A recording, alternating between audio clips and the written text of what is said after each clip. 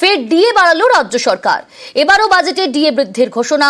আরো 4% ডিএ পাবেন রাজ্য সরকারি কর্মী এবং পেনশনভোগীরাও।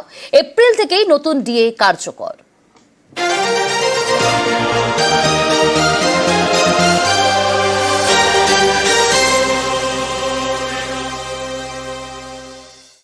কর্মচারীদের 4% ডিএ দেওয়ার জন্য মুখ্যমন্ত্রীকে জানাই অভিনন্দন।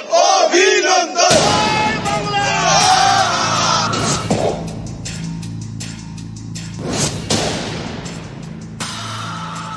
আমরা 125% পর্যন্ত ডিএ দিয়েছিলাম বামফ্রন্ট সরকার চলে যাওয়ার পর।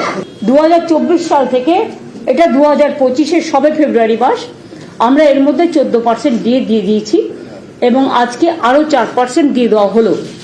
এটা উপকৃত হবেন আমার সরকারি কর্মচারী থেকে শুরু করে শিক্ষক অশিক্ষক থেকে শুরু করে পেনশন হোল্ডার্স, তাদের পক্ষ থেকেই এটা লাভ হবে।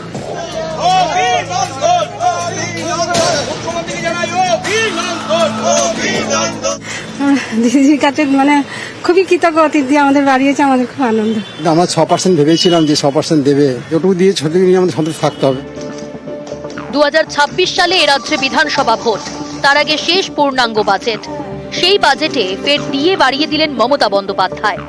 14% থেকে বেড়ে হলো 18%। বর্ধিত হারে ডিএ কার্যকর হবে এপ্রিল থেকে। রাজ্য সরকারি কর্মীরা ডিএ হিসেবে পাবেন মূল বেতনের 18%। আমরা 125% পর্যন্ত ডিএ দিয়েছিলাম বামফ্রন্ট সরকার চলে যাওয়ার পর।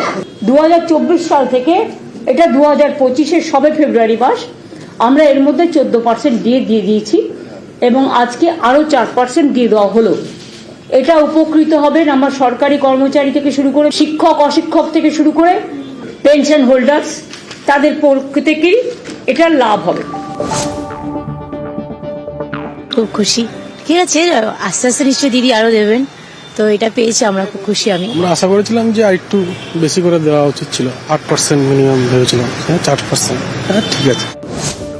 কেন্দ্রীয় সরকারি কর্মচারীরা ডিএ পাচ্ছেন 53% হারে, রাজ্য সরকারি কর্মচারীরা পাচ্ছিলেন 14% হারে।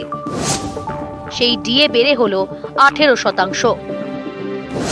এতে কেন্দ্রের ডিএর সঙ্গে ফারাক কমে হলো 35 পয়েন্ট। নতুন ঘোষণায় সরকারি কর্মী এবং পেনশনভোগী মিলিয়ে উপকৃত হবেন প্রায় 5 লক্ষ।